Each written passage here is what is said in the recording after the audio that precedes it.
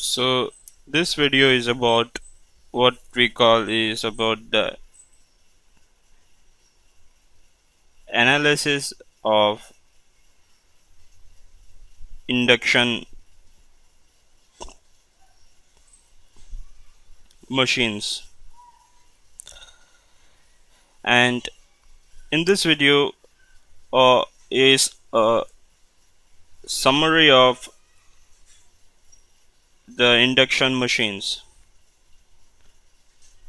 So in this summary video I will be covering about various derivations which in detail which I have already talked, and this is a detailed summary of the different topics. Like I will be talking about the synchronous speed, then I will be talking about the slip of the induction machine, and then about the rotating magnetic field, and then I will talk about the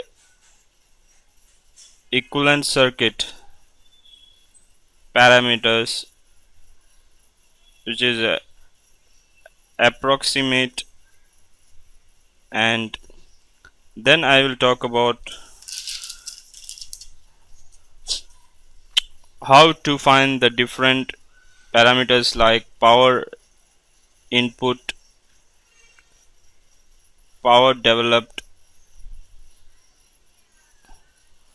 and power output, and the efficiency, which is equal to the power output divided by power input.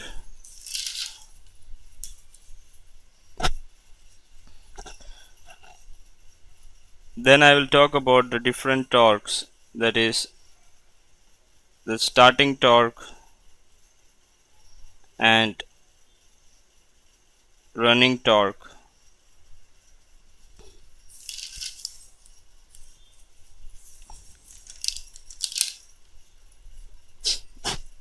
And the conditions for maximum starting and running torques. And also I will talk about the equation for the shaft torque based on the power output. So these are the different things which I will be talking about. So if this video could be close to 1 hour, and if you are looking to get knowledge about these topics, which will be more of in an analysis form while I will be analyzing this, there is also one more video. So this is a part 2 video in the series. So I have already prepared one more video which you can find in the description, so in which I have tried to cover the same topics which was while solving certain numericals related to the same. But here I will go into the derivation of the equation in detail, and you can watch this video in conjunction with the other video, or you can watch both the videos to get a detailed understanding of the topics in form of both theoretical and in the form of both in a numerical understanding needed.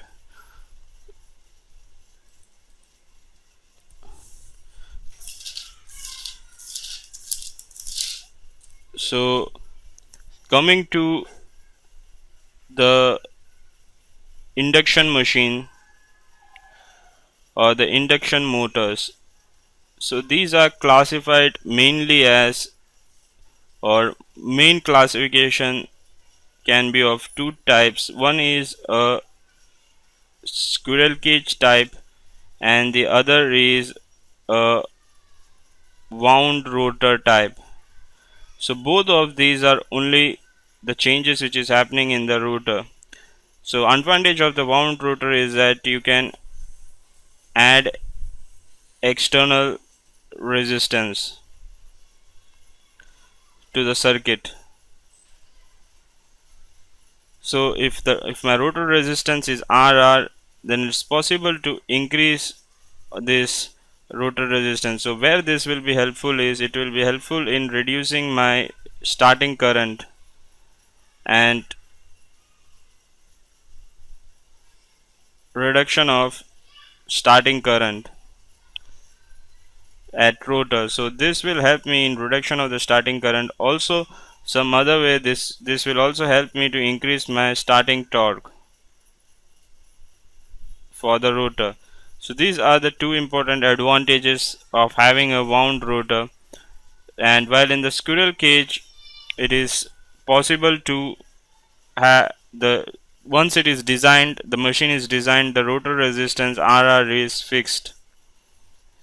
Again, in squirrel cage, it is possible to increase the starting torque and reduce the starting current by having arrangements like deep bar rotor or a double cage rotor arrangement. So I have already covered some lectures for what is about the deep bar rotor and double cage rotor. So these are the main. And from the stator side, if you talk of the stator side, then the stator side is a three-phase winding, and there is a three-phase winding means there are three windings connected either in a star or delta at the stator side. So now if you talk of the rotor, then there is a changes in the rotor. So it is can be either a squirrel cage or a wound rotor. So it is seen that the squirrel cage rotor, since it is having no external components or no connections coming outside, so it is more robust. It is seen as more robust and more stable running while you are considering it. So these are some of the advantages if you see, and these are just to list a few. So there could be more advantage, but what I want to cover here is that there is only two main classifications possible. One is the squirrel cage and the other is a wound rotor. These are the main two classification, and again it is possible to increase the resistance while by using the having an arrangement like deep bar or double cage. While the wound rotor, you can have different variable parameters of the resistance possible. So the next step in understanding is that induction machines are we are talking about here will be called as induction motors. So these machines will run at a so this will have a field. So whenever the stator, which is having a three-phase winding, which will carry current IA, which is equal to, which can be given by Im cos omega t, or and IB is equal to Im of cos of omega t minus 120 degree, and IC is equal to Im of cos of omega t minus 240 degree.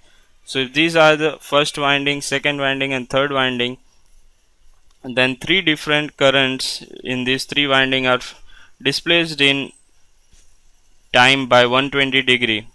And when you are having such a current displaced in time, then the resultant MMF produced, it is seen that FA is equal to FM of cos of omega t into cos theta, and FB is equal to FM of cos omega t into cos theta minus 120 degree, and FC is equal to FM of cos omega t minus 120 degree here, and minus of 240 degree into cos theta minus 240. So these three will be the different MMFs. So each of the MMFs, so this is the axis of the A winding, then this will be the axis of the MMF winding,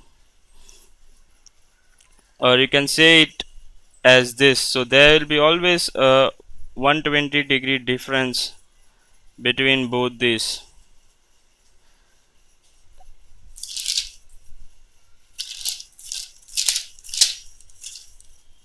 or this will not be in cos, it will be in sine.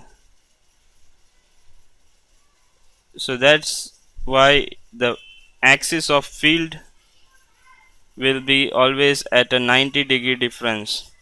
So as you can see, it is difference between cos and sine. So always cos and sine is two waveforms. If you will take, they will have a phase difference of 90 degree with respect to each other.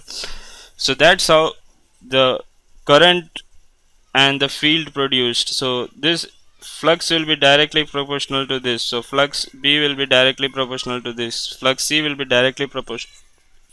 So if you see the resultant flux, if you can take that, then it is seen that it is given by 3 by 2 of phi m of cos of theta minus omega t. So if you are summing all this and if you are solving for this, then this is what you should get. So it is seen that the flux, which is this, is a function of both space and time, and it is rotating. So one of the parameters, so this is my theta, and this is, if this is my resultant flux, then as theta is varying, this will be rotating in such a way, and it will be a rotating field which is being created. So it is changing both according to theta and it is changing both according to time.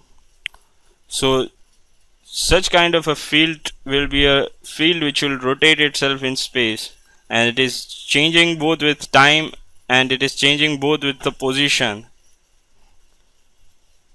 So since I mean that if the theta is here is 30, and if you consider time here is 1 second, so it will be changing both according to your time and both according to your theta. So such kind of field will rotate in space and it will create a rotating magnetic field. So this is how the RMF or the rotating magnetic field is produced. And so the field which is produced, the RMF or the rotating magnetic field,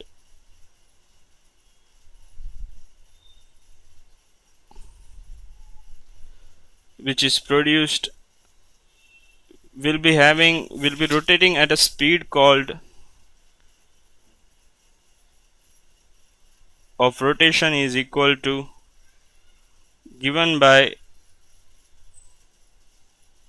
the synchronous speed. So ns is equal to synchronous speed is given by 120 f by p.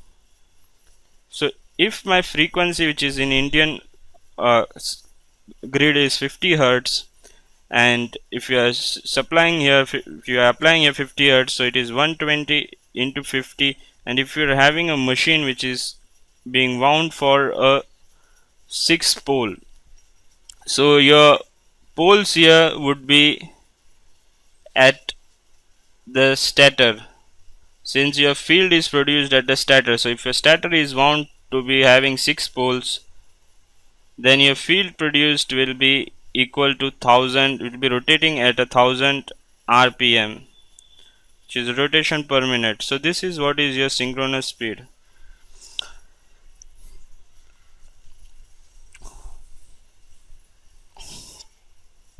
So,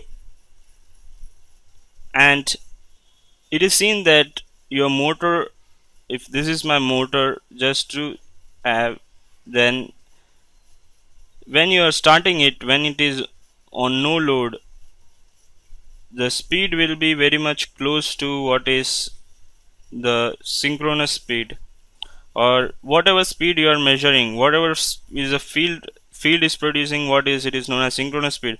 Whatever you are measuring here on the shaft will be what is your speed n. So you can measure this using an instrument like a tachometer, etc.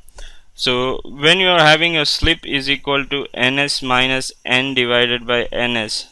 So suppose your speed which you are measuring is close to 950, then you will get a slip of 1000 minus 950 divided by 1000, which is equal to 0.05 or 5 percentage. So at the time of starting, your n will be equal to ns. So slip is equal to 0 at start.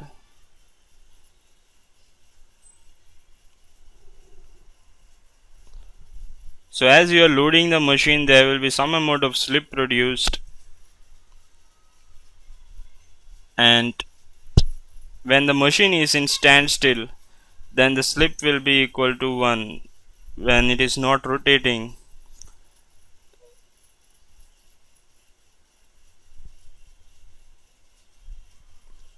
So at the starting, the slip will be equal to 0, and at standstill, slip will be equal to start slip will be equal to 0, and standstill slip will be equal to 1.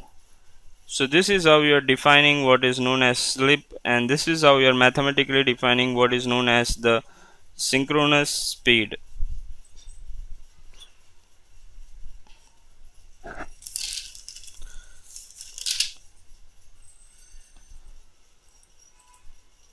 So coming to what we have seen what is the synchronous speed, we have seen what is the slip, we have seen what is the RMF or the rotating magnetic field.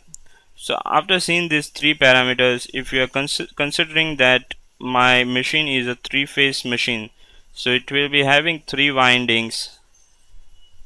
If I am saying the resistance of each of these winding is RA, RB and RC, then each of the windings, since it is a AC system or a AC system machine, it will be having parameters like XA, XC and XD. So these are the parameters which will constitute the reactance of winding. Again, there will be parameters like XM, which will be for producing the flux or magnetizing component,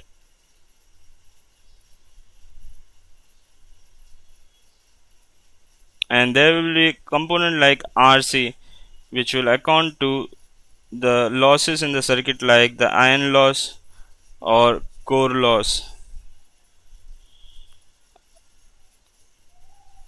And so these are some of the main things which you can, just by knowing that this is a three-phase and AC system, you can easily assume that each of these winding will have these kind of parameters. And by considering a transformer action, since this is an induction machine, it works on the transformer principle, and by considering the transformer action, it is very much possible to draw the per phase equivalent circuit.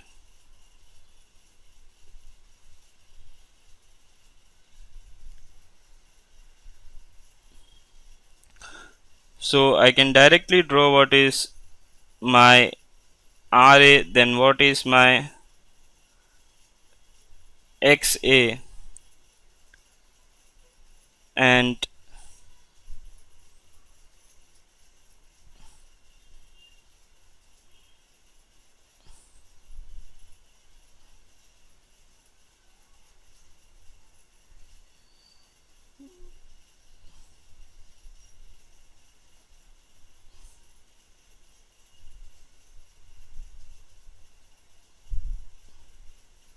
so this is my the rotor parameters, which is the rotor resistance and the rotor reactance, which is transferred to the primary side. So this is my core loss component, and this is my magnetizing component, this is my magnetizing current, and this is my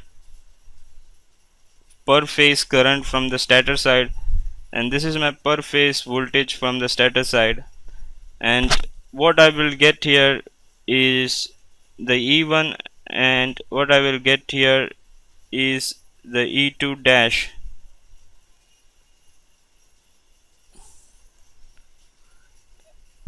And here the current which is flowing will be my rotor current.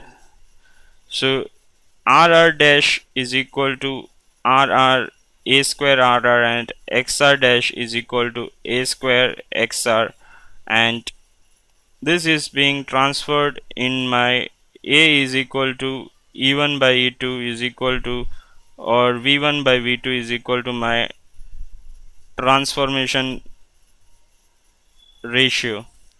So this is how it is possible from to draw a approx equivalent circuit based on whatever I know from my, based on whatever things I know, simply by the considering that this is a AC circuit and it will have the reactance, resistance, iron core losses, etc. happening, and this is simply possible to show it in this way.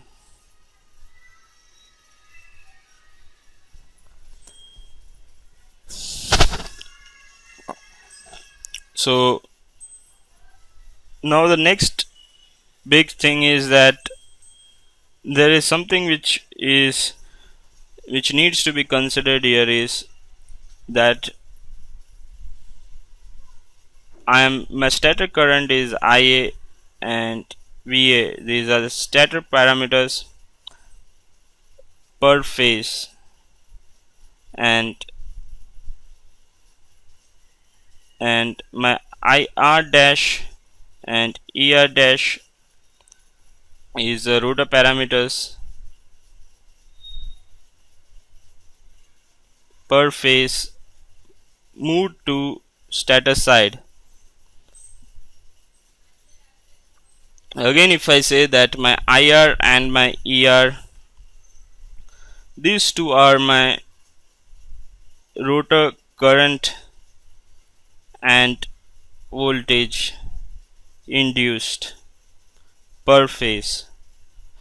So now it is easy to see from here that my one parameter to consider is that whatever current which is induced in rotor will be at a different frequency. So my F is equal to my supply frequency,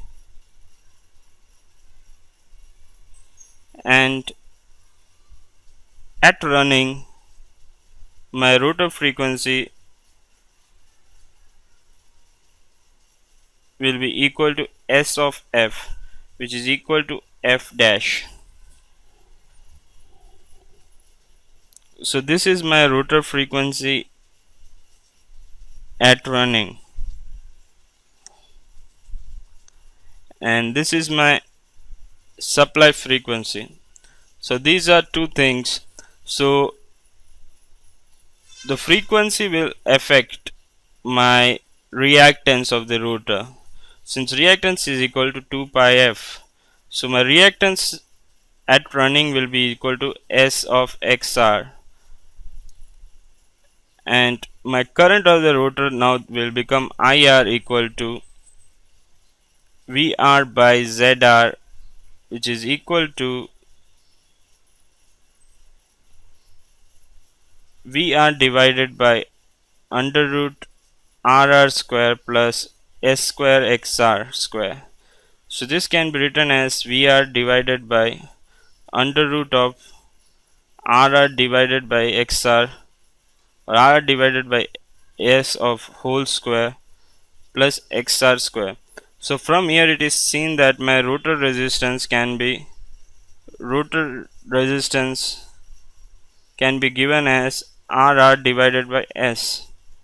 So at the time of starting, or when slip is at the time of standstill, or when slip is equal to 1,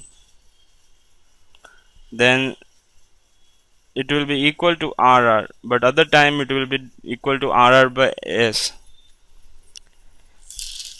And considering the same thing, my equivalent circuit will now be modified. So it will be modified as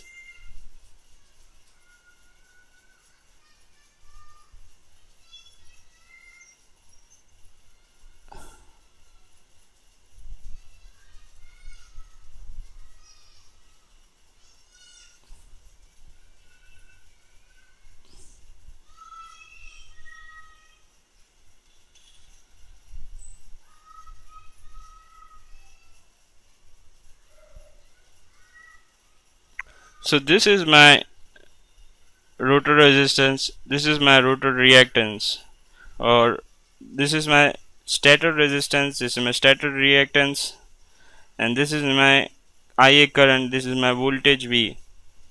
Now there is a component like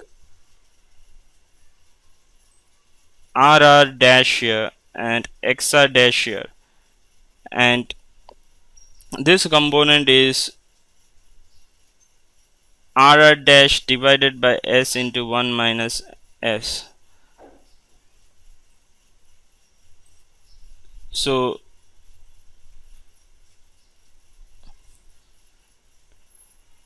my total resistance is equal to RR dash by S, which can be written as RR dash plus RR dash by S minus of RR dash. So when I am writing this, it's possible to move this into this way.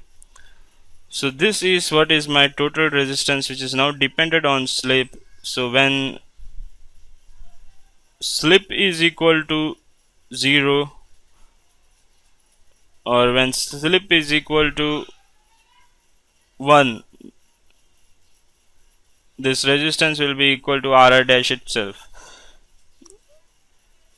So based on this, what it is possible to see is that if VA and IA are my stator current and voltage per phase, then it's possible to give the power developed or the power input, and phi cos phi is equal to the power factor. So the power input will be equal to 3 into VA IA of cos phi. This is equal to my P input.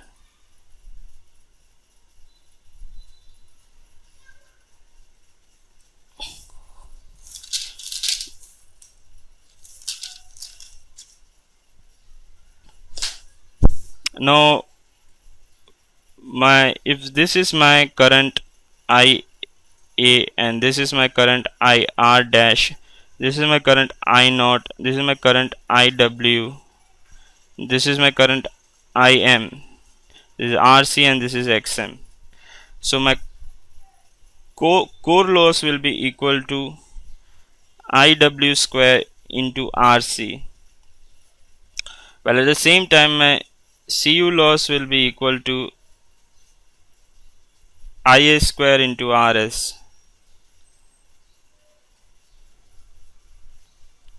for stator. So whatever power, this is my power input. So whatever is my power which is transferred to the rotor other side will be minus this loss, or again it is the power which is available or which is dissipated across this resistance of the rotor. So the power transferred can be given equal to 3 into IR dash square into RR dash divided by S.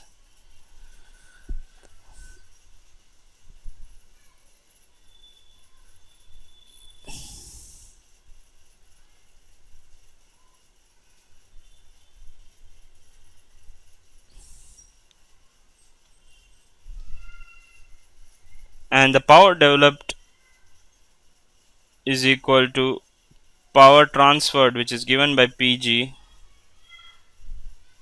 minus of the rotor CU loss.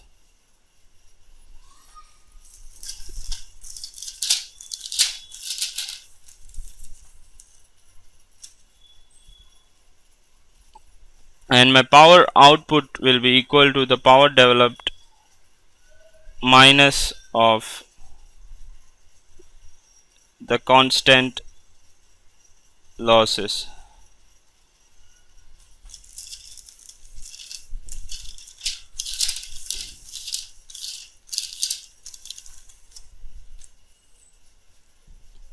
So the rotor CU losses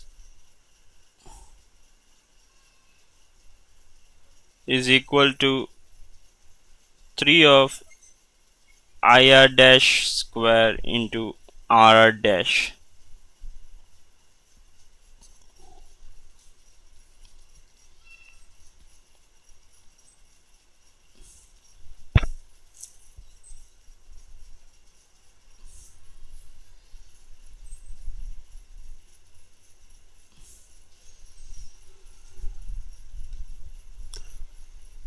So this is how you can calculate the power input, the power transferred, and the power developed based on the equivalent circuit. So these are just approximate equations. You can always cross check with your book to see what is or in which notations it is given there.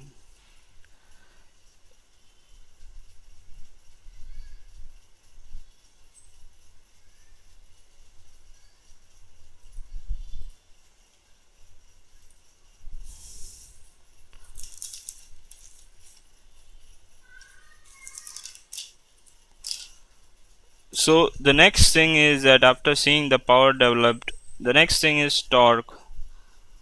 So the torque of any rotating machine can be given as it is the force into distance, or T is equal to F into R. So this torque is found to be directly proportional to flux and the current IA for the rotating motors.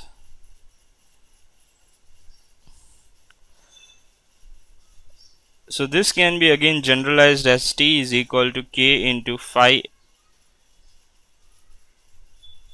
into IA of cos phi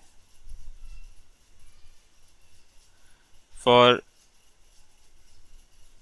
induction machines.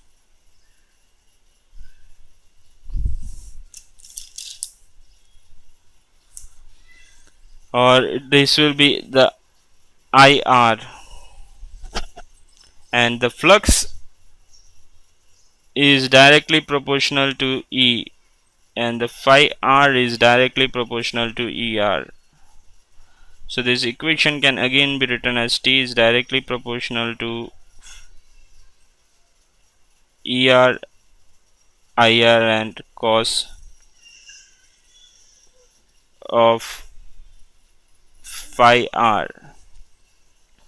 Now if you see a impedance triangle, then for the rotor, and if this is my XR and this is my RR and this is my ZR and this will be my phi, so my cos of phi R will be equal to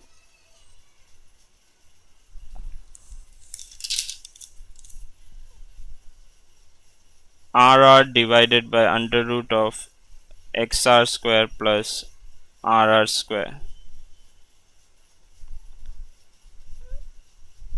Now my torque at the time of starting, if it is assumed that the motor is in standstill and my slip is equal to 1, in this case it will be equal to K of my IR, which is equal to ER into ER divided by ZR, which is equal to XR square plus RR square, and this into the cos phi, which is equal to RR divided by under root of XR square plus RR square. So my torque is directly proportional to, or torque is equal to K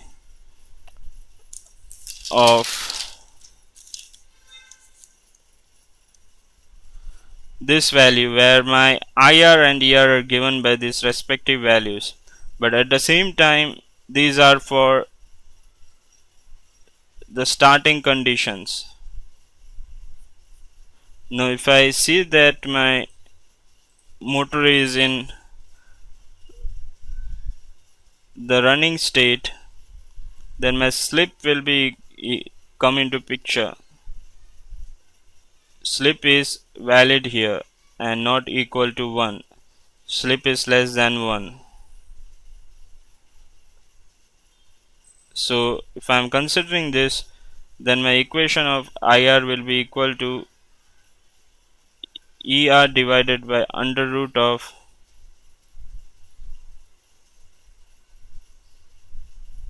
RR square divided by S square plus XR square. And there will be a reduction of a factor of S in the voltage of the current,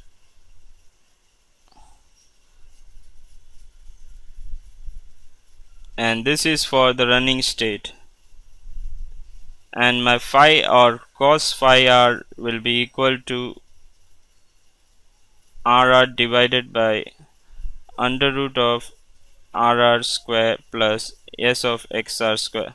So both here the slip will come into picture, and based on this your torque is equal to K of ER IR into cos of phi r, and your K is found to be close to 3 divided by 2 pi ns, where 3 is for the 3 phases. And this is how you can find your torque for your machine when it is running or when it is in the starting state. And it is found that when if you are differentiating the torque with respect to what is variable is the resistance, so T start divided by dr r, which is a resistance which is a variable, it is found that equal to 0. So starting torque is maximum when RR is equal to XR, and the running torque is maximum for start, and for running torque is maximum when your RR by XR, which is equal to the slip. So these are the two conditions for which you can get the maximum starting torque and the running torque.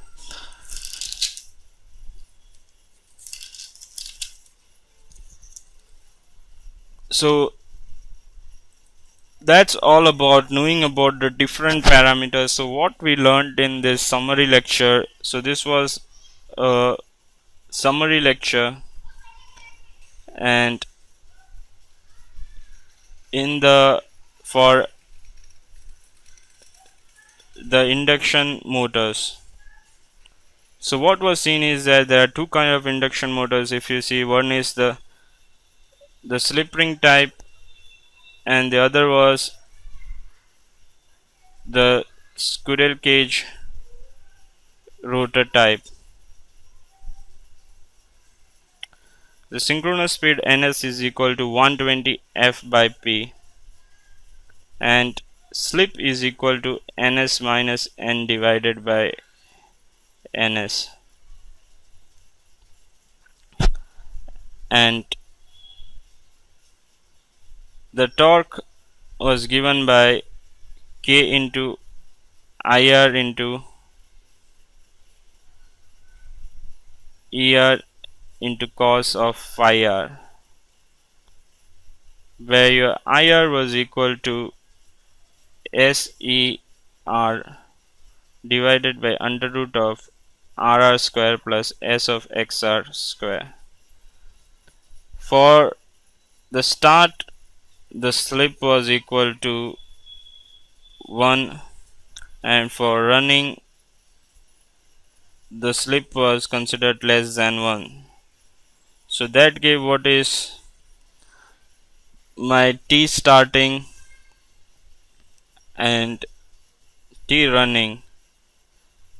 Again, it's possible to have a relation between torque and slip. So that is known as the torque slip curve.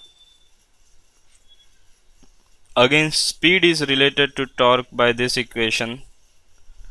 So the torque is related to slip, and also torque is related to slip, and slip is also related to speed.